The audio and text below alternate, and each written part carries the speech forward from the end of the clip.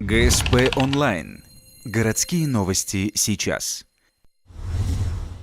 Среда, 14:00. Городадминистрация. Брифинг с начальником управления по работе с территориями. Обсуждаются итоги работы за 2014 год. На территории Ухтинского района сегодня 17 поселков, ПГТ и деревень.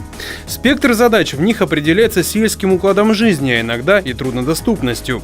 Например, в этом году администрация традиционно потратила средства на наладку переправы через реку Ижма, организацию авиасообщения в отдаленные районы, а также чистку автомобильных дорог. Продолжается работа и по переселению из ветхого жилья.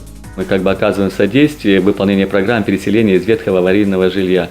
Что в первом этапе там будет порядка 30 домов, 17 домов будет из Борового, 1 из Тобыся, 6 домов из Кедловома.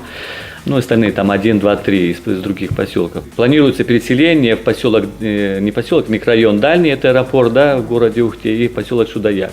Помимо прочих задач, в течение года муниципалитет расходовал деньги на снабжение питьевой водой, замену окон, ветобслуживание и многое другое. Среди наиболее знаковых проблем на сегодня ремонт и строительство автомобильных дорог, благоустройство поселков и строительство нового жилья. Однако, учитывая экономическую ситуацию, говорить сегодня об окончательном решении по этим вопросам невозможно.